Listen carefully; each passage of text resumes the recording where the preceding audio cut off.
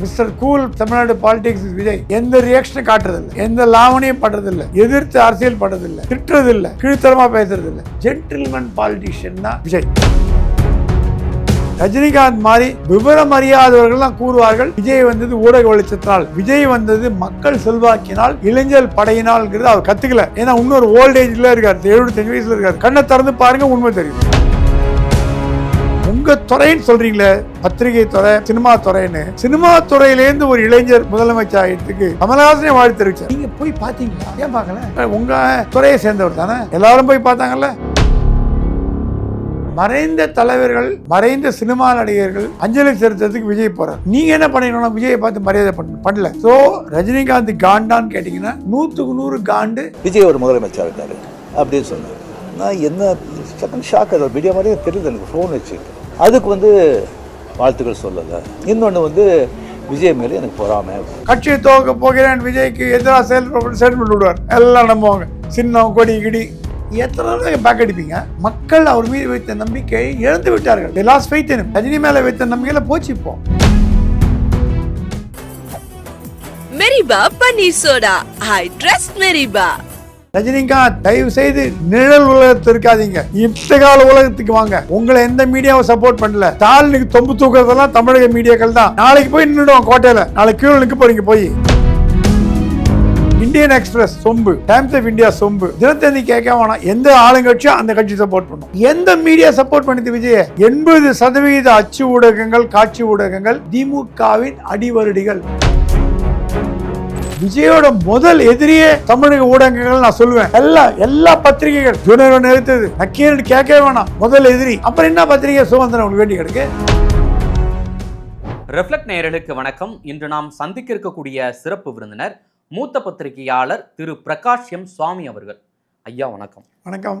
விஜய் அவர்கள் பெரும்பான்மையான வாக்குகளை பெற்றவுடன் ஒரு நடிகர் சூப்பர் ஸ்டார் ரஜினிகாந்த் போயிட்டு முன்னாள் முதலமைச்சர் மு க ஸ்டாலின் அவரது இல்லத்தில் சந்திக்கிறாரு.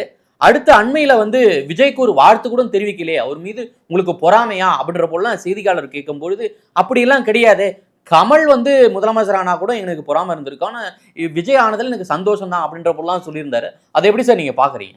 போய் மனசு முழுக்க விஷம். ஏன்னா பொறாமைங்கிறது சில பேருக்கு தான் வராமல் இருக்கும். மனித பிறவியே பொறாமை நிறைந்த பிறவி. நாளைக்கு நீங்கள் பெரிய ஆளாக வந்துட்டீங்கன்னா என்னை இன்டர்வியூ எடுத்தேன் பார்ப்பேன், பெரிய ஆளாக வந்துட்டேன் அப்படி தான் பேசுவாங்க. தவிர ஆனால் நம்ம பையன் பெரிய ஆளாக சொல்ல மாட்டாங்க. என்னை இன்டர்வியூ எடுத்தவன் பெரிய ஆளாட்டான் இன்னைக்கு அப்படின்னு. அந்த மாதிரி ரஜினிகாந்த் உள்ளுக்குள்ள எனக்கு மகிழ்ச்சி தான்றார். அது உள்ளுக்குள்ள என்னங்க எட்டி நோண்டியா பார்க்க முடியும்? நேற்று பையன்லாம் முதலமைச்சர் ஆகிட்டா நான் முதலமைச்சர் ஆளு, அந்த வருத்தம் அவருக்கு. நீங்கள் ஏன் அரசியலில் குதிக்கல? கையை பிடிச்சி எடுத்தாங்களா? சுபாஷ் கரந்த் எடுத்தாங்களா? கருணாநிதி எடுத்தாரா? 96ல் மூப்பனாரும் கருணாநிதியும் தேர்தல் இணைந்து போட்டி போது ரஜினிகாந்த் கூட இருந்தார். அப்பே கட்சி ஆரம்பிக்க மூப்பனார் ஆரம்பிங்கன்னு. அப்ப ஆரம்பிச்ச முதலமைச்சர் இருக்கலாமே. உங்களுக்கு தைரியம் இல்ல.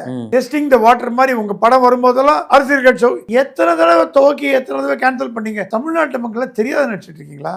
பைத்தியக்காரங்களா? அறிவில்லையா அவங்களுக்கு? பகுத்தாய்ந்து உணர்வு கொள்றதுக்கு அவங்களுக்கு தெரியாதா? ஒரு நகர்வையும் பார்க்குறவன் தமிழ்நாட்டு வாக்காளர். அதான் விஜய் தூக்கி உட்கார வச்சான். அது கூட ஃபுல் மெஜாரிட்டியில் உட்காரல, கொஞ்சம் சொல்லிக்கிற மாதிரி உட்கார வச்சான். தமிழ்நாட்டு மக்கள் ஏமாற்ற முடியாது. ரஜினிகாந்தை பொறுத்த வரைக்கும் நேற்று பையன் முதலமைச்சர் ஆகிட்டான். சரி, கமல் முதலமைச்சரை ஏற்றுப்பீங்கன்னா அது உங்களோட கண்டெம்பரரி. நானும் கமலும் ஒன்று தான். கமல் முதலமைச்சர் ஆனா நான் முதலமைச்சர் ஆனேன் அப்படி சொல்லிக்கலாம். யங்ஸ்டர் நேற்று நான் பார்த்து வளர்ந்த பையங்க விஜய். அது சொல்லாதது உள்ள ஒரு நெருடல் இருந்திருக்கு. அப்போ இருக்கு, கண்டிப்பா இருக்கு. குடும்பம் திட்டாங்களாம், நீங்க முதலமைச்சர் ஆக வேண்டியது, கோட்டை விட்டீங்க. நிறைய பணம் பண்ணிருக்கலாம். அவங்க ஒரே கோளுக்கு பணம் பண்றதுதான். அது வேற விஷயம் கிடையாது. 10 லட்சம் கோடி பண்ணிருக்கலாம், 50 லட்சம் கோடி பண்ணிருக்கலாம், 100 காஃபி எஸ்டேட் வாங்கிக்கலாம். விட்டீங்களா சாப்பாடு டேபிள்ல அவரை திட்டி சாப்பிடாம போயிட்டாரு, கிளம்பாங்க போயிட்டாரு. ஏன்னா இவர் தாங்க பண்ணுவாரு. நீங்க குடும்பத்துல எல்லாருமே அவர் அரசியலில் குதிச்சு பணம் பண்ணணும்னு ஆசைப்படுறாரு.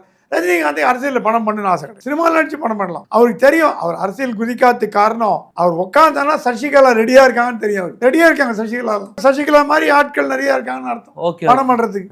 அதுக்கு பயஞ்சனே வேணான்ட்டார். இப்ப குழுக்கு ஆசை மீசைக்கு ஆசைன்ற மாதிரி நீங்களே வேணான்னு சொல்லிட்டு நீங்க விஜய்க்கு ஒரு வாழ்த்து தெரிவிச்சிங்களா?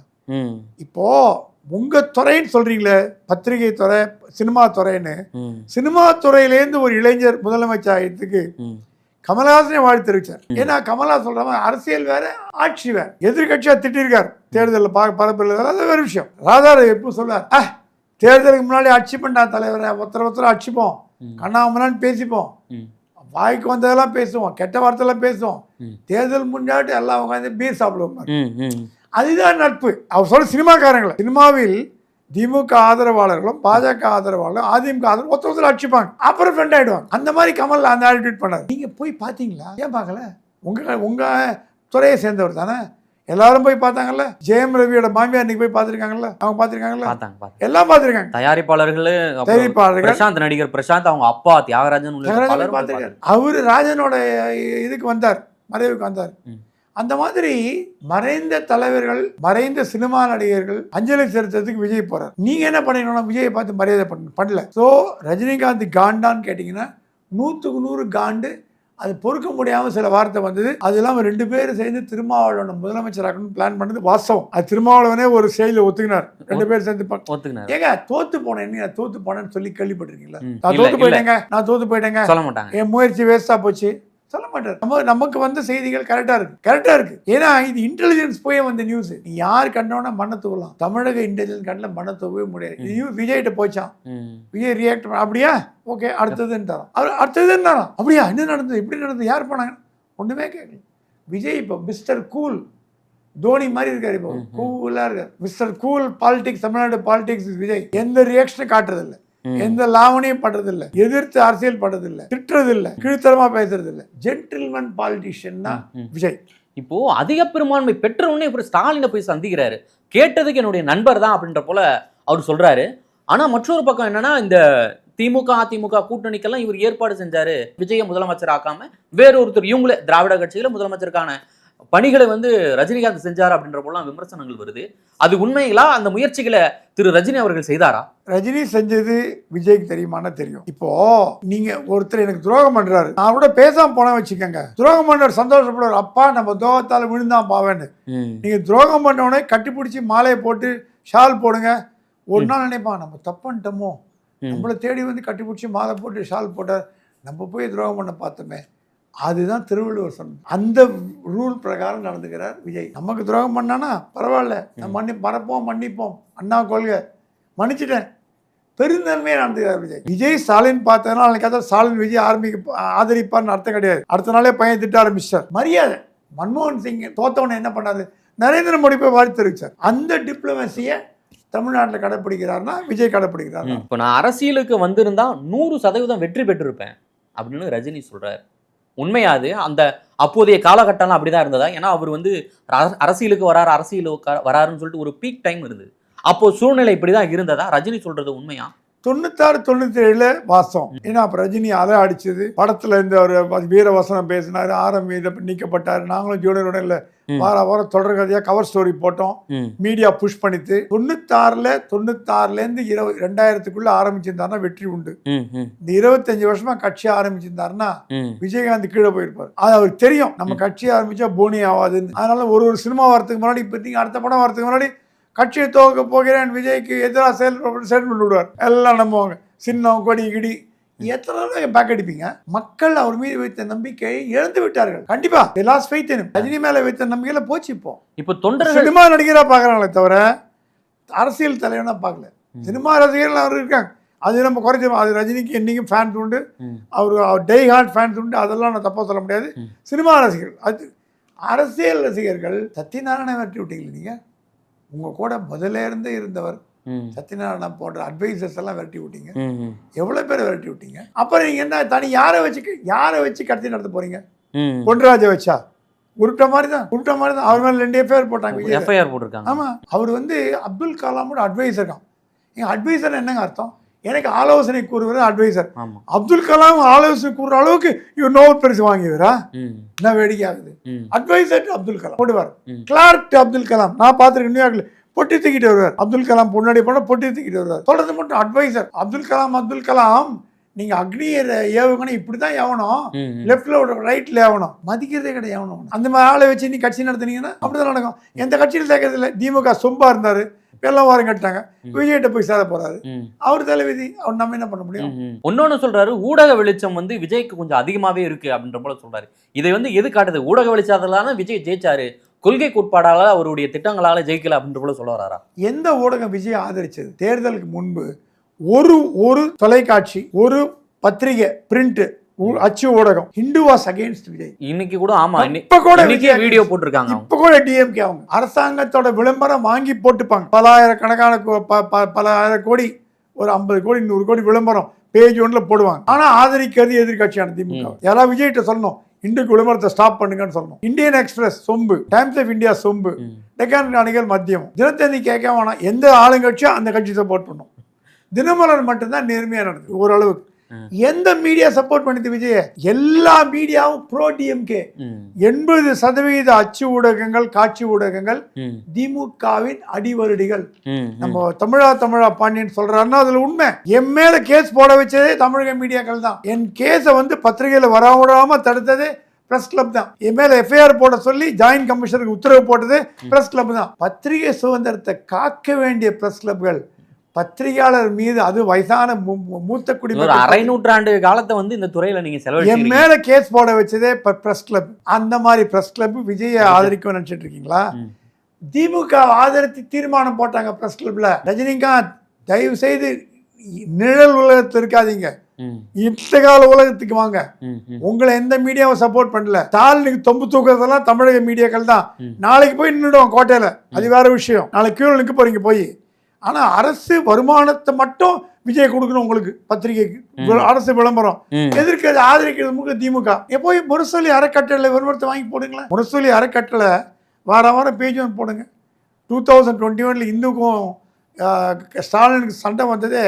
என்ன பண்ணாரு எடப்பாடி? தேர்தல் நாள் அன்னைக்கு முதல் பக்க விளம்பரத்தை ஏஜென்சி வழியா புக் பண்ணிட்டார். யாருக்குன்னு சொல்லாம புக் பண்ணிட்டார். கரெக்டா தேர்தல் முந்தின நாள் விளம்பரம் ஏடிஎம்கே விளம்பரத்தை கொடுத்துட்டான். அக்ரிமெண்ட் போட்டதால் கொடுக்காம இருக்க முடியாது. திமுக விளம்பரம் உள்ள போச்சு. கூப்பிட்டு காட்சி எடுத்தார். நீ எல்லாம் என் நண்பனா, கேவலப்பட்டீங்க. தேர்தல் நானே அதிமுக போட்டீங்க. அவன் கிளவரா செயல்பட்டான்.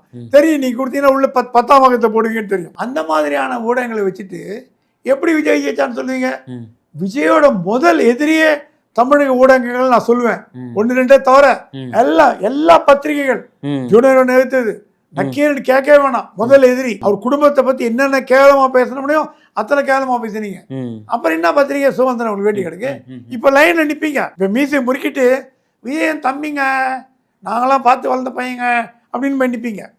ஆனா உண்மை மக்கள் தெரிஞ்சுட்டாங்களா? ரஜினிகாந்த் மாதிரி விவரம் அறியாதவர்கள் தான் கூறுவார்கள் விஜய் வந்தது ஊடக வெளிச்சத்தினால், விஜய் வந்தது மக்கள் செல்வாக்கினால், இளைஞர் படையினால்ங்கிறது அவர் கத்துக்கல. ஏன்னா இன்னொரு ஓல்டேஜ்ல இருக்காரு, 75 வயசுல இருக்காரு. கண்ணை திறந்து பாருங்க, உண்மை தெரியும். இப்போ தொடர்ந்து இந்த திமுக கூட்டணிகள் பார்த்தோம்னா விஜய்க்கு ஆதரவு தெரிவிச்சாங்க. ஆனா இப்போ சமீப காலமா திருமாவளவன் அந்த கூட்டணியில திருமாவளவன் முழுக்க வந்து விஜய்க்கு ஆதரவாகவே செயல்பட்டு வராரு.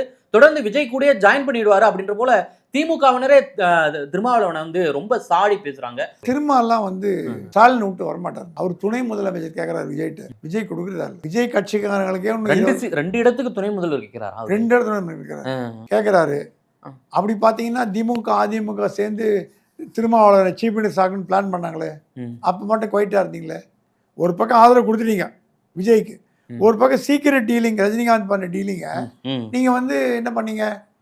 நம்ம கேள்விப்படுறோம், தெரியாது, நம்ம போய் பக்கத்துல உட்காந்து பார்க்கல. செவி வழி வந்த செய்திகள் நம்ப தகுந்த வட்டாரங்கள் கூறுகின்றன. தப்பாக லைட்டாக இருக்கலாம். அப்ப என்ன பண்ணீங்க? திருமாவளவன் சார் முதலமைச்சர் பத்தி ஆசைப்பட்டு தான் இருந்தீங்க. இப்ப என்ன பண்ண போறீங்க? துணை முதலமைச்சர் கேட்குறீங்க. விஜய் சொல்றாங்க ஒரு அமைச்சர் கொடுக்கப்படும். காங்கிரஸ் 2 அமைச்சர்கள், கம்யூனிஸ்ட் ஒன்று, ஒரு கம்யூனிஸ்ட் வேணான்ட்டாங்க, முஸ்லீம் லீக் ஒரு அமைச்சர். ஏன்னா நாளைக்கு இவங்க போனாங்கன்னா அதிமுக உள்ள கூப்பிட்டீங்கன்னா அதிமுக ஒரு 5-6 அமைச்சரவே கொடுக்கணும். இப்பே கொடுக்க தயார் பண்ணிட்டார். ஸோ அவர் பேலன்ஸ்டா காங்கிரஸுக்கு 2, அதிமுக 6, விசிகாக்கு 1, இவங்களுக்கு 1, அந்த மாதிரி கொடுக்க பார்க்குறாரு.